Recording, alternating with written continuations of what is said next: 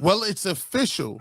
Bubba Ventrone has been named special teams coordinator by the Cleveland Browns. We'll dive into that. And also, there's a little sweetener on that. He's also named assistant head coach. We'll dive into that and say, what does that mean, good or bad for Kevin Stefanski? And we'll also talk about what this really does for the Cleveland Browns. And are they really making a lot of headway with the two hires? Bubba Ventrone, great hire. Jim Schwartz, great hire. We'll analyze that as well coming up here on this episode of the Locked On Browns podcast. You are Locked On Browns, your daily Cleveland Browns podcast. Part of the Locked On Podcast Network, your team every day.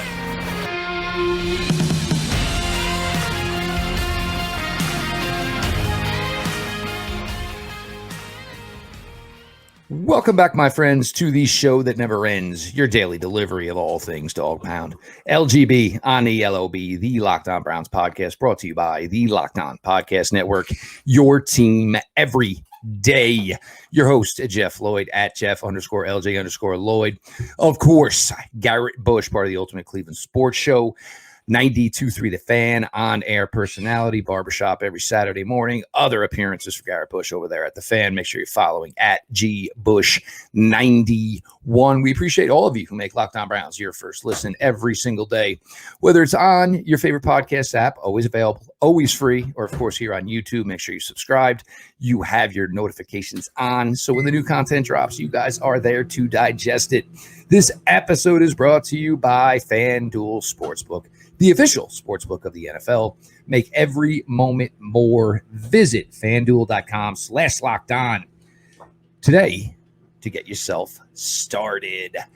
Obviously, the news over the last evening, and to no one's surprise, look, there were other interviews. Leon Washington, of course, and from the New York Giants, they brought in their special teams coach as well for an interview. Nobody was fooled here. The one thing that none of us knew, I guess, going into it, the Browns were obviously 110% in on getting this done with Bubba Ventrone, that they went as far as to offer assistant head coaching duties, which this is what allows him to make the jump from the Colts to the Browns that he did. So bringing Bubba Ventrone in, and again, now obviously two coordinator hires this cycle. They've slam dunked on both of them. You get questions, a little bit about, what made Bubba Ventrone available. Players in the building, wanted him to take the job when actually it was available for the Colts. Obviously Jim Irsay, went a little off the rocker, as only Jim Irsay can do, and brought in Jeff Saturday. So there were some people that felt maybe that could have created a little bad blood for Bubba Ventrone and maybe where his future was with the Indianapolis Colts. With the promotion to assistant head coach, Bubba Ventrone is not just satisfied being a special teams coach in this league. Bubba Ventrone has higher aspirations. He has head coaching aspirations. He would like to have his name be running through the cycle a year from now. What does this say so much about our current head coach? We'll take care of that in the second segment. But, what does that say about Bubba's interest in coming to the Cleveland Browns? For me, obviously, he feels that this is a team that is, far, far more ready to compete in 2023 than the Indianapolis Colts are. He feels this is a situation where he did a great job in Indianapolis coaching their special teams. But now, as you try to climb the ladder, and it's not always so easy for a special teams coach. It's not. Because, you make a good candidate to be a head coach because you can kind of be universal. You can be diplomatic in understanding that your defensive guys got to do what they got to do. Your offensive guys got to do what they got to do. Now, if you remember the Browns playoff game in 2020, that was one of the reasons Mike Prefer coached the game. It's just so the defensive guys could stick with what they had to do. The offensive guys could cover for Coach Stefanski being out. So for for Bubba Ventrone coming into this situation, he obviously feels the Cleveland Browns are a prime spot for him right now. So if he can embark a second coach, for the Browns, it gives him the opportunity to get to his ultimate goal, which is head coach interviews. And with a guy with that type of passion, a guy who spent as many years in the league as a player as he did, gutting it out. Nobody fights for a guy like Bubba Ventrone to stay on the roster. Hey, I'd like to keep him. He's really integral on special teams. But they go to the defensive coaches first, they go to the offensive coaches first, and then a special teams guy. It's like, well, you got your kicker, bro, you got your punter. How many guys do you expect us to keep for you? But this guy just kept surviving. And it's that type of mentality that's probably put him on the course he is. But the Browns went out, got the guy. Second time, look, in and out quick. I think, that's the most impressive thing about both these coordinator hires, where is they set up names. Here are the people we want. We're going to interview them ASAP, and we're going to make a decision ASAP. Bang, bang. You upgraded both spots tremendously. Yeah, I can't get salty at him. During the season, I was pounding the concrete, the table, the sink, the bathroom, toilet. I was pounding everything. Just saying, hey, listen, we need to upgrade our special teams. We need to upgrade our defensive coordinator. And guess what? They did it, and they did it in a way that was concise. It was crisp. They got the top names, either 1 or 1/8 the top names in both of those positions. And I think, you got to give them credit where credit is due. I can't say all season that they need to make the moves. They make the moves, and I'm like, this doesn't mean anything. We got to wait to see more. They're right now they're controlling what they can control, and I think Ventrone is a really good hire. It also says that the Cleveland Browns really value what he was bringing to the table, because they did have to make an offer in order to make him an assistant head coach, just to keep him and just to pry him away from Indianapolis, because the Colts wanted him to still be in their building, because he had done such a good job. I believe his special teams the last 4 years has been in the top 5 in special teams over the last 4 or 5 years over with the Colts. And the Browns have been abysmal. The Browns have not had returners. The Browns have not been able to line up for offside kicks. And the Browns have not found a kicker either. As much as the Browns, have had their woes with quarterbacks, we've had our woes with kickers as well. So, since trying to replace Phil Dawson. So, I look at this as a really good hire. It does raise some red flags a little bit. It does, because when you throw in that title of assistant head coach, that's something that, guys really lean on. When you're assistant head coach, you're the next guy up, so to speak, right? I mean, that's what that title says, right? So they like him a lot, and I think he was smart in negotiating that, because it's very difficult as a special teams coordinator to sometimes get the respect you need and to be viewed as a guy that will be a head coach one day. I think we got Jim Harbaugh. We have him, and I don't know of too many guys that are strictly known for their special teams work. I don't know how many of them have reached the level of head coach, but that's the only guy I could think of off the top of my head who has a specific special teams background, and specifically that was their expertise. So I think this does nothing but help him along a little bit and increasing his resume. And I think that he may be a guy who's going to be on the short list for some people coming up either this year or next year. Moving forward, Jeff, in the second segment, we will talk about what that necessarily means for Coach Kevin Stefanski. Could be looked at as good or bad. We'll break that down next segment. I couldn't agree with you more. I just want to jump in here. One last thing, though, is I think the thing with a guy like Ventrone putting the assistant head coach label on him is he's able to talk a little bit more to, not necessarily guys who just play special teams, and a guy who played in this city, played for this franchise, and a guy who, put in his time in this league, 8 years, parts of 10 years in this league, that's an automatic respectability for players. There is just no question about it. And players feel like, hey, this is somebody I can lean on. When you have a staff of guys who maybe didn't reach the league, it's nice to have somebody who did, and you had a long career that was basically based on hard work and effort.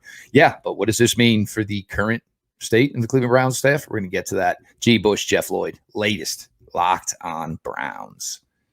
Are you looking for a delicious treat but don't want all the fat and calories? Then you gotta try a Built Bar. We just got through the holidays, and I know my goal is to eat a little healthier this year. If you're like me, where you want to eat healthier but don't want compromised taste, then man, I've got just the thing for you. You got to try Built. With Built, healthy is actually tasty. Seriously, they are so delicious, you won't think they're good for you. Perfect for your New Year's resolution. What makes Built Bar so good? Well, for starters, they are all covered in 100% real chocolate. That's right, real chocolate. And they come in unbelievable flavors like churro, peanut butter brownie, and coconut almond. I'm not sure how Built does it, but these bars taste like a candy bar while maintaining amazing macros. And what's even better is that they are all healthy. Only 130 calories and 4 grams of sugar with a whopping 17 grams of protein. And now you don't need to wait around to get a box. For years, we've been talking about ordering your Built Bars at Built.com. Now you can get them at your local Walmart or Sam's Club. That's right. Head to your nearest Walmart today. Walk to the pharmacy section and grab yourself a box of Built Bars. You can pick up a 4-bar box of cookies and cream, double chocolate, or coconut puffs. If you're close to Sam's Club, run in and grab a 13-bar box with our hit flavors, brownie batter and churro, and you can thank me later. Welcome back to the Locked On Browns podcast. G. Bush, Jeff Lloyd. Make sure you follow us at GBush91 on Twitter, at Jeff_LJ_Lloyd on Twitter as well. And make sure you follow Locked On Browns at Locked On Browns. You can catch all of our daily shows on there. We'll put a link on Twitter. Make sure you can click that and you can watch all the shows if you are on Twitter, or you can just simply just get us on YouTube. Make sure you subscribe to us on YouTube and make sure you hit the notification bell and like and subscribe to the YouTube channel to get notified when we drop all of our content. So, we spoke on Ventrone. Bubba Ventrone is as the special teams coordinator. The thing that we really got that was a little bit surprising was the assistant head coach title, as well as being the special teams coordinator. So we kind of extrapolate that over, and you kind of see how this works, either into kind of the favor of Kevin Stefanski, or might be could be a disadvantage in which Kevin Stefanski might be up against, because you look at this coaching staff now. You have Bill Callahan, who is a guy that they retained as an offensive line coach. He's been a head coach before, has head coach experience. I believe Alex Van Pelt is still on the staff. He's the guy who is going to be a coordinator. He's still available, right? And he's going to be part of that, conglomeration that's going to be calling the plays. He won't call them, but he'll have input on it. And then you'll still have Jim Schwartz, who has been a head coach in this league. So very, a veteran coach, has, some savvy to him. So, and then you add to this pot Ventrone, who's a guy who's played in Cleveland before, is now the assistant head coach. So now if this thing doesn't pan out correctly, if the Browns start, and I've already earmarked the first 6 games. In those first 6 games, if the Browns don't get out to a good start, that could be all she wrote. And usually, generally speaking, there's a lot of people who say, well, I'm hesitant to fire coach in the middle of the season because who's going to take over? Who do you have that's in the wings? Who do you have that's in the ranks to take over that has experience is calling plays, or to have experience being head coaches, or, have the I guess you would say the respect of the locker room. So now you got 3 or 4 guys that probably could, take the mantle. And because Bubba Ventrone is a special teams coordinator, he would, in the event that Kevin Stefanski was relieved of his duties, you still would have Alex Van Pelt, who would probably call the plays. You still have Jim Schwartz, who would still retain the defense. And you still would have Bill Callahan, a guy that can be over there as serving as the top assistant on the offensive side of the football, dealing with the offensive line. And Ventrone, being a special teams coach, could still concentrate on his special teams as well as figuring out what he wants to do specifically to help out the offense or defense. So right now, you can look at this one or two ways, Jeff. You can look at it as these guys are very skilled, very talented, and they're going to offer a lot of support to Kevin Stefanski so he can kind of spread, his talent, spread his, his watchful eye over the whole team. And that could bode well because it says, hey, if these guys are signing up to come back, if Jim Schwartz signed up to take the job, if Bubba Ventrone just left a team in Indianapolis to come to Cleveland, and if Bill Callahan just got offered a new deal for him to stay, why would all 3 of those guys stay? In fact, Kevin Stefanski was not on solid ground in terms of coming back and being here long term. You can also look at it in the opposite end of the spectrum. You can look at it as saying, look, they got a lot of dudes lined up with a lot of experience. And if they do move on from Stefanski, they're not going to have to think about it twice because those guys can take the mantle and have no issue. Jeff, where do you stand on it? Is it a gift or a curse? See, this is kind of where I'm definitely in lockstep with you, because I think if you are pro Kevin Stefanski, you can make your case. I think if, you feel Coach Stefanski to this point after 3 years is not performing to the levels that he should be, I think you can make your case. You certainly have to bring in the factor of, Jim Schwartz jumping back into this big of a gig, defensive coordinator again, been a head coach. This is now his 4th run as a defensive coordinator. A guy like him at this point in his life could pick and choose the job he had, pick and choose the job he wanted. He could be a defense coordinator probably for most teams in the NFL if there was an opening. That Jim Schwartz, if he was interested, they would probably be mutual interest from said team. Bubba Ventrone is a hot name right now in circles. Having Bill Callahan here has always been, a big thing. And, this is just one thing with Bill Callahan, though, is people want to give Bill Callahan credit for the fact that Wyatt Teller maybe is better than people think. But then again, nobody wants to use the name Bill Callahan when they talk about Jedrick Wills, which absolutely baffles me. He's in charge of offensive line play. So which one is it? Is he great because he got Wyatt Teller better, which I don't know how much I believe that. Or, is there an issue with Jedrick Wills because he didn't improve under, Bill Callahan? But you have Alex Van Pelt as well. You look at it from this side. If you think Coach Stefanski in this regime is safe beyond this season, it can make some sense. That's why a Bubba Ventrone. Look, if Bubba Ventrone comes here to the Browns and the Browns go 3-14, his name is not hot. His name's not hot. Jim Schwartz, if this team goes 3-14, Jim Schwartz, all right, well, I guess we'll be back to some senior capacity gigs somewhere, so you can see it from that standpoint. But in the same respect, and I'll just say this, G, what franchise in the NFL would go 3 straight years without making the playoffs, and you just automatically think your head coach is coming back? I mean, it's really, really hard to view it as that. I'm saying, oh, well, yeah, Baker was hurt the 1 year. Then this year 2, Deshaun missed 11 games. Then year 3, well, this was the reason. Well, I mean, how many excuses do you get? What I'm saying? I don't know a franchise in the NFL where, I'd be keeping my head coach around if I haven't made playoffs in 3 years. That's just facts. This is the way it works. But you had some really big names commit to this. And so, I mean, it's a very, very gray area. Let's be honest. This is one I don't want to. Gee, I know you labeled this 6 games. I don't want to be talking about this 6 games into the season next year. I don't either. By any means possible. What I want to be talking about is, wow, this looks really great. Deshaun Watson's got every pass humming. This team is scoring. This team is shutting people down. And this is obviously be one because God forbid, whichever way it works out, the pro Stefanski fans are going to say, told you the whole time.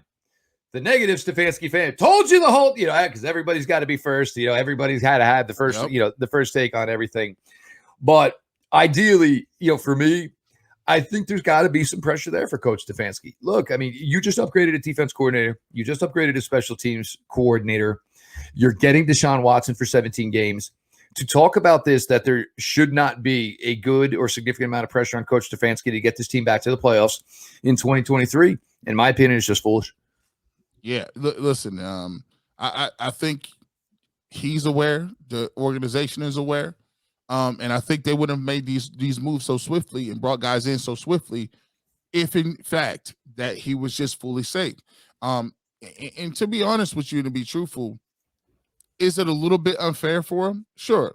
Does a Mike Tomlin get a little more leeway? Does a Zach Taylor now start to get a little more leeway? Harbaugh, hasn't really, gone far in the playoffs in a couple of years now. Is it kind of one of those things where are we being a little too impatient with Kevin Stefanski? Is this something that is his fault? It might not be. He was dealt a hand with his quarterback not being there and Deshaun Watson, but here's the reality of it. And no one's trying to hear that.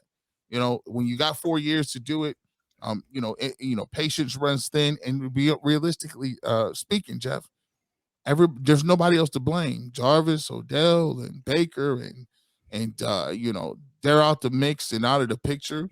Yeah, you don't have any of those things going on. So right now you got rid of Joe Woods, you got rid of Prefer, you're getting coaches out of here. So my thing is this: who's really left to blame? Just you. So unfortunately, that's the way the business works, and it's a big boys league, and I think he understands, the team understands it, and the players understand what type of time we on. Yeah, and before this gets twisted or misconstrued, I am 100% fine and pro Coach Kevin Stefanski. But look, 3 years and no playoffs. If that's happens at the end of 2023, I mean, that's kind of the proof being in the pudding, in my opinion. It's something you got to do in this league, especially with the amount of talent that's been in and out of this locker room over that 3-year period. Jeff Lloyd, Garrett Bush, we'll speculate here, pontificate just a bit on obviously 3 areas and ways to upgrade your roster. You can do it through a trade. You can certainly do it through free agency. You can certainly do it through the draft. Garrett and I going to kind of put our heads together and think that maybe which avenue brings the Browns maybe the biggest wow acquisition of 2023. Your latest Locked On Browns. Stick around with us, kids. The midway point of the NBA season is here, and now is the perfect time to download FanDuel, America's #1 sportsbook, because new customers can go and get a no-sweat first bet up to $1,000. That's bonus bets back if your first bet doesn't win. Just download the FanDuel Sportsbook app. It's safe, secure, and super easy to use. Then you can bet on everything from the money line, point scorers, and threes drained.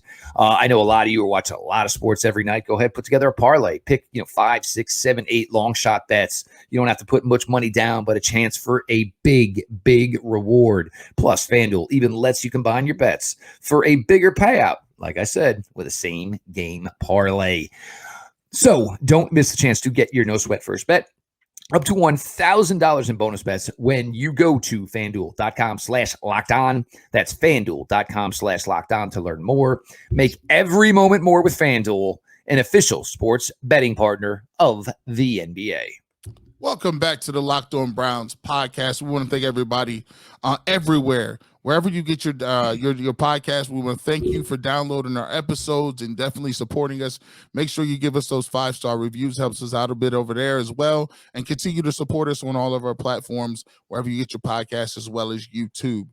Jeff, let's get to some of the guessing games, right? The best part about the offseason and the worst part about the offseason is you don't know who they're going after. You don't know who you're going to get. But it's kind of fun, fantasizing about some of the guys that could be there. And the only way the Browns are going to get better, there's 3 ways any team gets better. You can either get better by free agency. You can either get better by the draft. And then you can get better by trades. So those are the 3 avenues that all NFL teams are going to use, including Cleveland Browns. What we want to do is throw out there which one of these avenues is going to be the wow.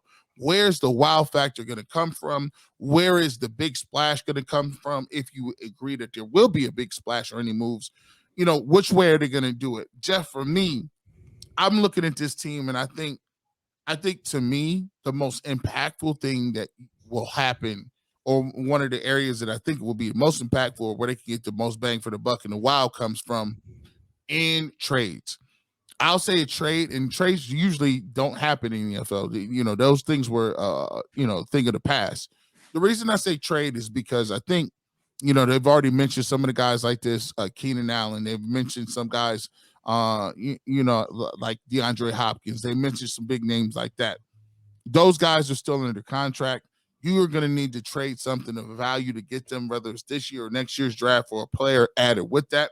And I think those guys are going to be obviously a bit above the free agent guys that you can get.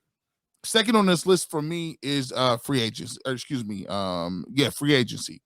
Guys like Robert Woods have been cap casualties. You've seen guys like Taylor Lewan be cut by the Tennessee Titans. You're going to see a lot of players, veteran players, names that we know, guys that we competed against, and guys who in their heyday were awesome. We'll see a lot of those dudes hit the market, and we'll try to sort through those. I think there's a couple of names in there where it makes a little bit of sense to look at him. Robert Woods was the guy that they just, let go of. He's been injury prone. He's been injured for the most part. So, there's going to be guys that in free agency, if they're hitting free agency, they're doing that for a reason, right? And then you look at the final aspect of it is the NFL draft. I think fans get the most excited about the NFL draft because those guys have what we call exponential ability, which means in your mind, you can think every prospect is a Hall of Famer. In your mind, you can see a guy, you run real fast at the combine and tell yourself, this guy is going to be the real deal.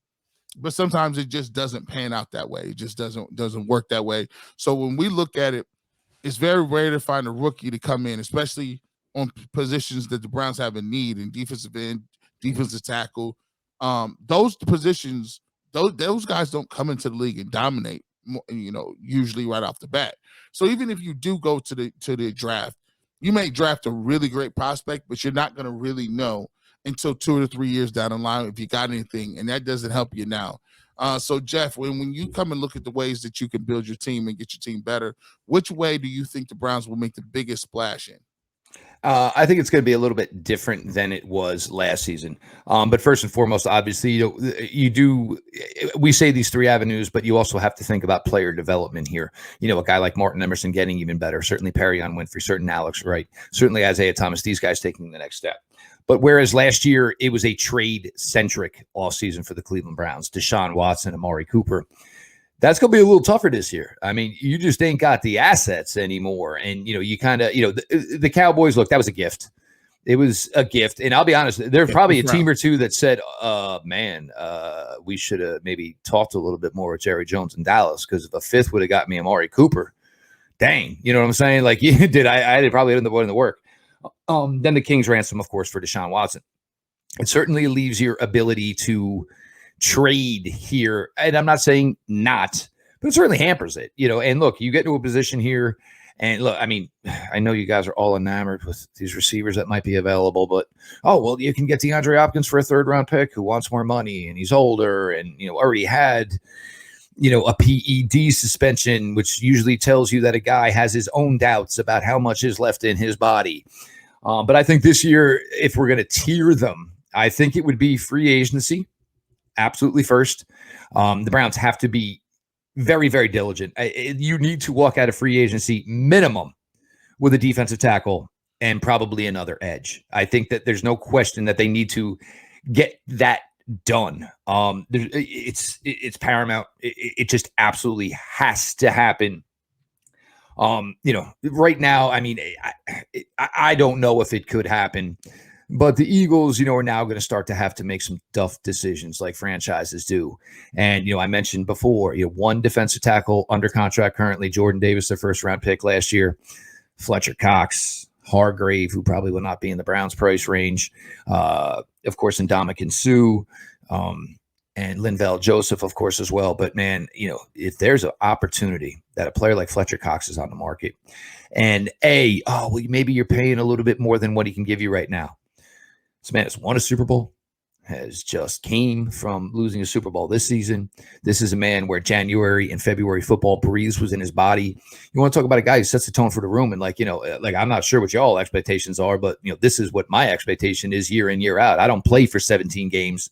I get myself prepared for 20 games. That's the way it should be. That should be the standard. I think the draft is going to be second, even without the Cleveland Browns possessing a 1st-round pick. I think the draft will be second. They'll maneuver around like they always do, and everybody will get aggravated. They'll trade back. They'll trade, acquire future picks, and everybody will get frustrated and aggravated with it all. But it's just the way that they like to do their business. If anything, I think maybe this year could be a bit different. I think the Browns would like to get a 3rd pick in that top 100. Looking at the way this draft sits, I think the sweet spot obviously is to get, obviously on the other side of that, 100 with that 3rd pick they have, which is around like the 114, 115 area. If you can bump that up and get 3 picks within the top 100, I think that's something they're going to look at. And then for me, I just don't know how active you can be in the trade market. You've already given up a ton. If you do come to the fact that, you're going to move on from a corner, which I still don't believe is going to happen. If you feel that, your offensive line, maybe you want to shed some coin because you do have Bill Callahan, who is supposed to be able to develop these guys and make them better. And you can maybe get a guy in there still playing on a cheaper rookie contract, not a 1st-round number 10 pick overall rookie contract. That's the way to go. But I think the trade market is going to be a little bit more quiet for the Browns this year. Because I just don't think. Go ahead. It's gonna be tough. It's gonna be tough because they don't have the 1st-round pick. You really want to stay in the 2nd round unless you really find a stud that falls to you, and you're like, I'm a couple of picks away. I'll package that with something to see if I can get a guy in the 2nd round. But obviously, I think it will be a lighter, trade. I guess market for the Cleveland Browns because of the limited opportunity and the limited ability to sign guys back. So you look at it, DeAndre Hopkins is a little bit older. If you move for him, you would also have to take into consideration you might have to pay him a different contract, or he may want more money pretty soon given his age. So these are things that are going to be limiting factors for the Browns. So they're going to have to use all three. They're going to have to be creative and figuring out, some trades for some guys that can play football. They're going to have to make sure that they do their due diligence on the free agents and make sure they're not here trying to just cash checks. And when it comes to the draft, they need to make sure that they are drafting, scouting, and finding the best players to fit this organization in this scheme. So it may be a situation where you don't see as many trades as you would like. But if they're active in the other two, that could cover up for the lack of compensation as far as trade capital that they got to move. Well, first thing first, there should never be a standard. There should never be any particular way that you do it. You adapt to what is available to you, what suits your needs and what you're comfortable giving up. It's a game of give and take, just like life in that respect. Got to a bunch here today. Of course, Bubba Ventrone in official, not only your Cleveland Browns new special teams coach, he is also your Cleveland Browns assistant head coach. Where does this leave the Stefanski haters or the Stefanski lovers? I got to be honest, either way, it makes a great case either way. And of course, where can the Browns probably get the biggest bang for their buck this offseason? He is Garrett Bush, Ultimate Cleveland Sports Show, Monday through Friday on YouTube, 11 to 1. Make sure you're checking it out. 92.3 The Fan, on-air personality every Saturday morning. Barbershop open for business. Certainly plenty of other opportunities to catch Garrett on air, not 92.3 The Fan. And you can do all that by making sure you follow at GBush91. I am Jeff Lloyd, at Jeff_LJ_Lloyd. Show itself at Locked On Browns. Follow back account. DMs are open. Everybody knows the drill. We appreciate everybody who makes Locked On Browns their first listen, whether it's on your favorite podcast app, always available, always free, here on YouTube. Make sure you subscribe to the show, get your notifications on so when the content drops, you are there to digest it. And if you got Roku, go ahead and search Locked On Cleveland Sports. You will find G and I here on Locked On Browns, G and the crew of the Ultimate Cleveland Sports Show. You will get your Guardians coverage in your Cavaliers coverage. All that being said, this has been your daily delivery of all things Dog Pound. LGB on the LOB. Let's go Browns.